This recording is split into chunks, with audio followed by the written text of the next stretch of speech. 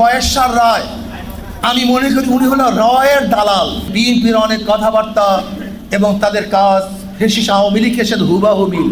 শ্রমিক, তাঁতি, ছেলে, এদের অর্থ দিয়ে আপনাদের পেট চলে।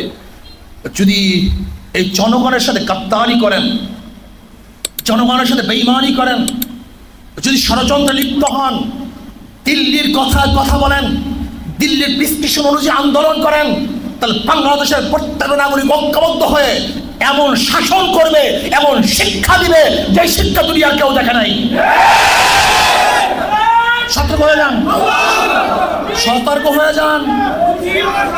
1996 আর 2025 কিন্তু এক সরকার নয়, এক সময় নয়, এক অবস্থান নয়। বাংলাদেশের জনগণ সচেতন হয়েছে।